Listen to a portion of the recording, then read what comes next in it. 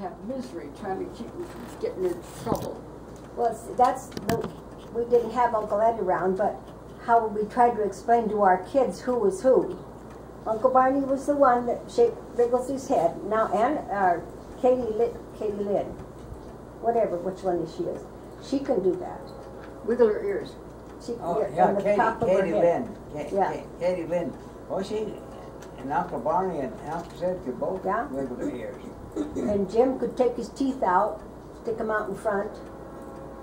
And what else? We had a bunch of ways they could tell which uncle or which cousin was which by the strange things they did.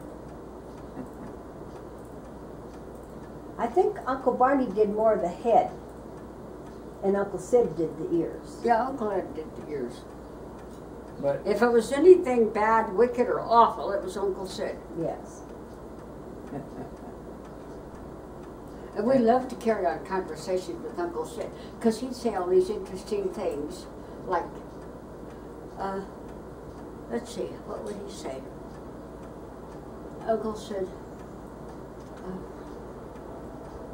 I'll think of it in a minute, because he'd always say things backwards, and so we would say the same. Backwards. Yeah, backwards. Backwards. A jazz act. Yeah.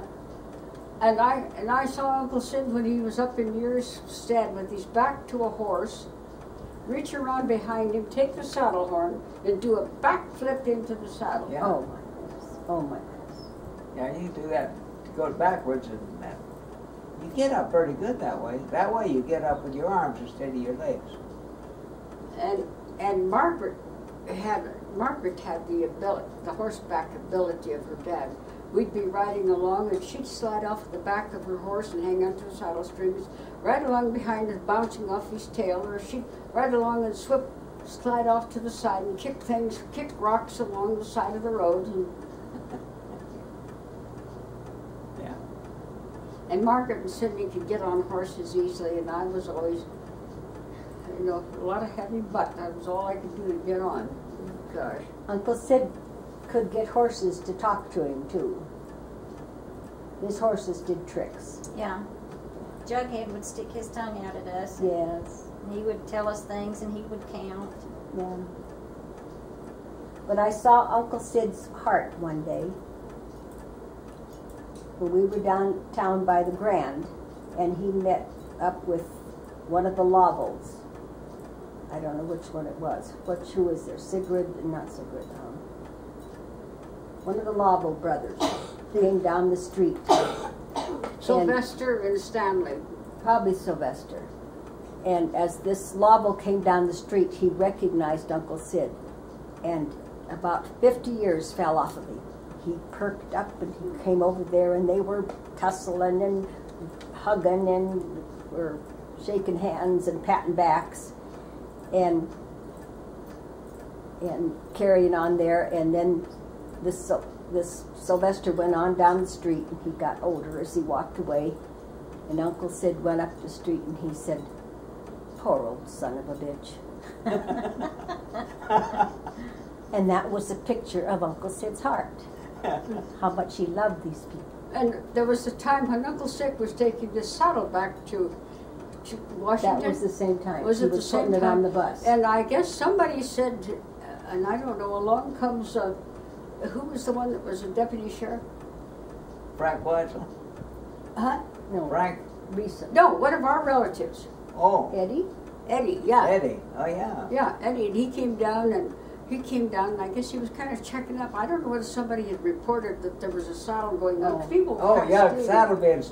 Thought maybe there was a saddle bed stuff. And so he comes down, and Uncle Sid jumps around, he sees him. Yeah. Yeah. Yeah, I thought Uncle Sid was got a load saddle in the Greyhound bus. Yeah. And somebody reported somebody might be stealing the saddle. And Eddie, so they called the sheriff's office, and Eddie went down there to catch the criminal. So it was Uncle Sid. So throws his hands up, hands up.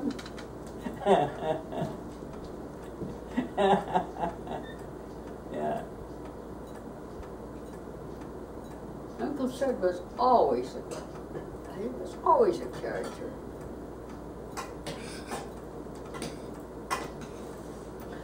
that Judy's son Kirk must be something like that. Yeah. Because Kirk is the one that, if anything went wrong, it was always Kirk's fault. Yeah. He also was the one who was into the SEALs and going down fumigating bombs and things like that. Yeah. Yeah, pretty. Her family pretty interesting bunch of kids they spawned. Oh yeah. I don't know where they got them, but Nice kids. And they Oh, wrote, very they intelligent. wrote a too. song. One of them wrote the words, one wrote the music about their dad, Les. yeah. And I just barely heard a recording of it, but I didn't hear it real good. I heard that too. Yeah.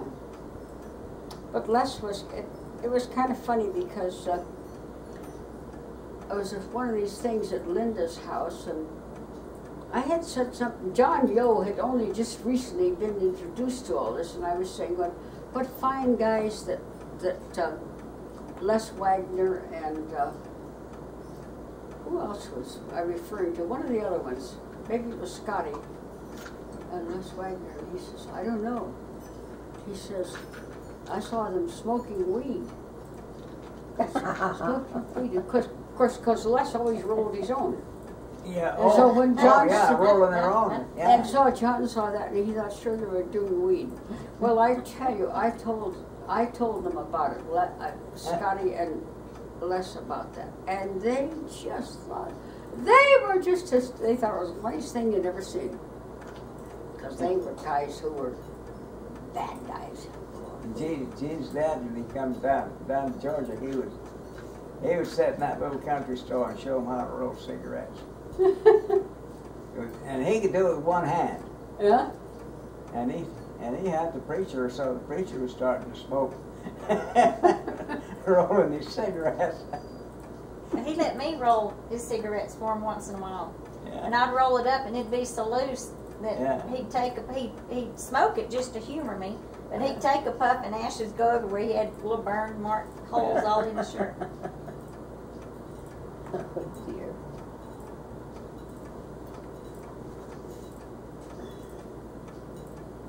So you went up the boulder yesterday or the day before?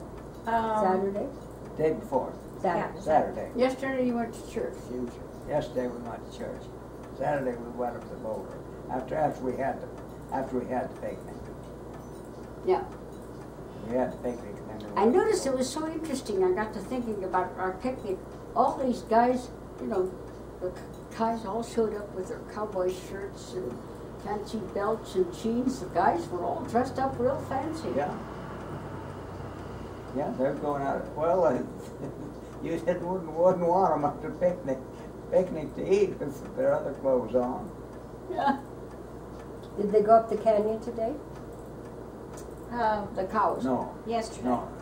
The Oh, cows went up the canyon early yesterday morning. Yeah, they went from the Olson field up to 9, didn't they? Yeah. mm-hmm. So they just drove up there and unloaded the horses and took them up, and Ralph and Barbara didn't leave the house till about 5-10 minutes after 6. Oh, did that right? They kind of slept in? And they drove up and carried the salt up there. And They probably took lunch. yeah, salt, yeah, they took lunch and salt and of course 4-wheelers so they could go from That's from the the party. roaches on out. Sherry. And everybody got one of those. And I gave mine to Mary Jane because carrying that plant home was. Who rode then besides John?